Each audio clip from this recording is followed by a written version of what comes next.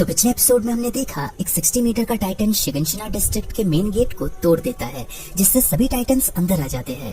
सब लोग डर के मारे इधर उधर भागने लगते हैं और एरन अपनी मॉम को बचाने के लिए जाता है, मगर बदकिस्मती से वो उन्हें बचा नहीं पाता और फिर एक टाइटन आकर उसकी मॉम को उसी की आंखों के सामने खा जाती है। अब आगे टाइटन से बचने के लिए सभी लोग डर के मारे इधर उधर भागने लगते हैं, पर एक पुजारी एक किताब लेकर उसी मौत के मंजर में चलते हुए कहता है, अब तक हमारी दूषित आत्मा की वजह से हम ईश्वर से दूर रहे, पर आज हम एक साथ ईश्वर का क्रोध भुगतेंगे। ये शैतान हमारी दूषित शरीर को खा के हमारी आत्मा को शुद्ध करेंगे। और वो ऐसी ही बातें बोलता रहता है। उसी बीच हम देखते हैं कि सभी लोग टाइटन्स का खाना बन रहे होते हैं और वो पुजारी कहता है, हम सभी को सबसे दर्दनाक मौत मिलेगी। अब और क्या है ईश्वर, आप हमारे साथ करोगे। और फिर एक टाइटन उसे भी खा जाता है।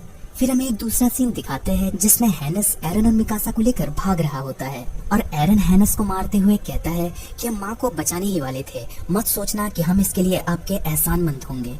और फिर हैनस एरन को नीचे फेंकते हुए कहता है, खुद को संभालो, तुम अपनी माँ को इसलिए नहीं बचा पाए क्योंकि तुम कमजोर हो। साथ ही साथ वो कहता है कि मैं टाइटन से इसलिए नहीं लड़ पाया क्योंकि मैं एक कायर हूँ।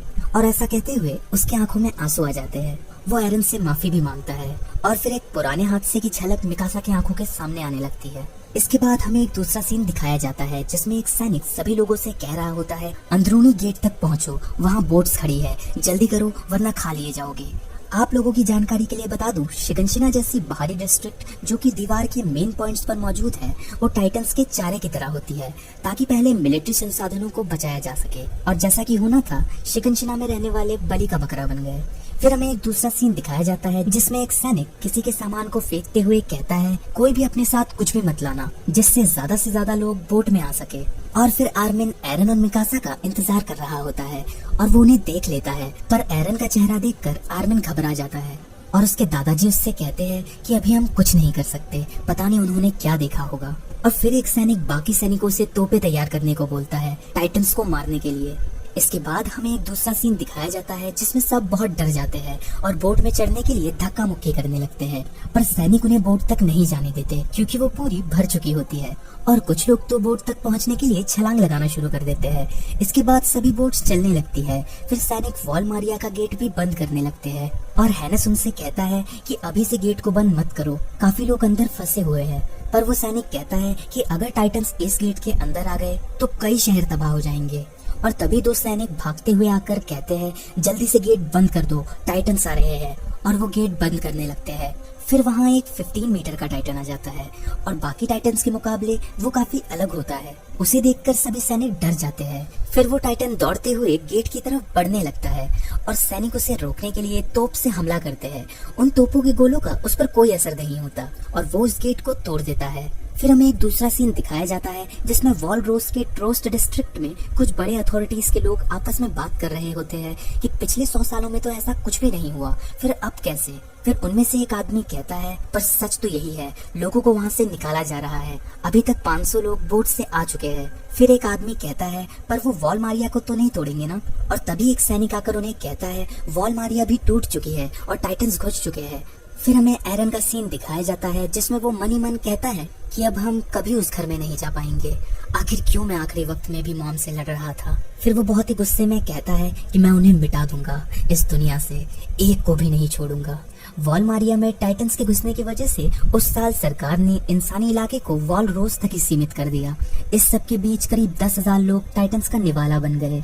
फिर हमें एक छोटा सा सीन दिखाते हैं जिसमें एरन के डैड मनी मन कहते हैं, एरन, कार्ला, मिकासा, प्लीज जिंदा होना। फिर हमें एक दूसरा सीन दिखाया जाता है जिसमें एरन के डैड एरन को एक इंजेक्शन लगा रहे होते हैं और एरन कहता है कि डैड आप ये क्या कर रहे हो, मॉम की डेथ के बाद आप पागल हो चुके हो। और उसके डैड कहते हैं कि ये तुम्हारी भलाई के लिए ही है। और साथ ही साथ वो एरन को एक चाबी देते हुए कहते हैं कि इसे कभी खोना मत, तुम्हें इसके ताले तक जाना ही होगा। फिर हम देखते हैं कि एरन बस एक सपना देख रहा होता है और उसके इस तरह चौंक कर उठ जाने की वजह से मिकासा उससे पूछती है, क्या तुमने कोई बुरा सपना देखा। और एरन देखता है कि उसके गले में एक चाबी लटकी हुई है और मिकासा एरन से कहती है, चलो वो लोग खाना बांट रहे हैं। फिर वो लोग बाहर आकर देखते हैं, कुछ लोग खाने के लिए लड़ रहे होते हैं और तभी आर्मिन उनके पास 3 ब्रेड लेकर आता है और कहता है, ये लो तुम दोनों के लिए। दादाजी ने बच्चों की बात कहकर एक्स्ट्रा ले लिए और फिर कुछ लोगों को खाने के लिए लड़ता देख एक सैनिक दूसरे सैनिक से कहता है कि टाइटन्स दीवार तोड़कर अंदर आने के बाद इन्हें भी क्यों नहीं खा गए, ऐसे तो हमारे खाने की तंगी और भी बढ़ेगी। और ये सुनकर एरन गुस्से में उस सैनिक को एक लात मारता है और वो दोनों सैनिक उसे मारते हुए कहते हैं तुम्हारी दिक्कत क्या है। और एरन कहता है कि तुम्हें कुछ भी नहीं पता, तुमने अब तक अपनी आंखों से नहीं देखा वो टाइटन्स इंसानों को कैसे खाते हैं। और ये सुनकर वो सैनिक उसे फिर से मारने के लिए आगे बढ़ता है, पर आर्मिन उसके सामने आकर कहता है कि उसकी भूख ने उसे चिड़चिड़ा बना दिया है, तभी उसने बहकावे में ऐसा कह दिया, प्लीज हमें माफ कर दीजिए।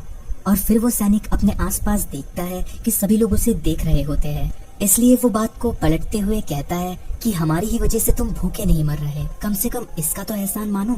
और ऐसा कहकर वो वहाँ से चला जाता है। और एरन धीरे से कहता है बिल्कुल नहीं, मैं कायरो का एहसानमंद नहीं हूँ, मैं वापस वॉलमारिया में जाऊंगा और रास्ते में आने वाले हर टाइटन को काट डालूंगा। और ऐसा कहते हुए वो इस ब्रेड को आर्मिन की तरफ फेंक देता है और आर्मिन उसे पकड़कर कहता है कि तुम भूख से मर जाओगे।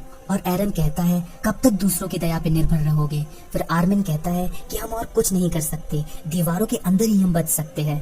तो एरन कहता है ठीक है, फिर तुम कैद जानवरों की जिंदगी जियो, कायर कहीं के।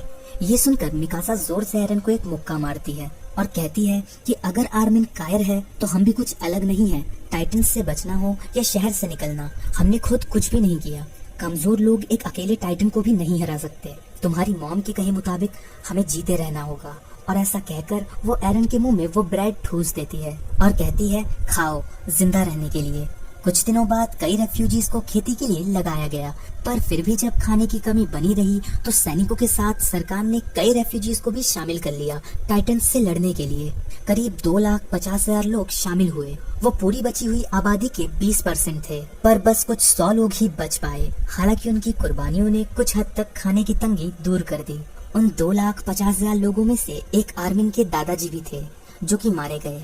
और एरन कहता है अगले साल मैं ट्रेनिंग कॉर्प्स में भर्ती होऊंगा, मैं खुद को ताकतवर बनाऊंगा। और आर्मिन कहता है मैं भी। इसके बाद मिकासा भी कहती है मैं भी। और एरन कहता है इसकी जरूरत नहीं, तुम्ही ने कहा था ना कि जिंदा रहना ज्यादा जरूरी है। तो मिकासा कहती है तुम्हें जिंदा रखने के लिए ही मैं भर्ती होऊंगी। और एरन कहता है ठीक है, फिर हम साथ रहेंगे।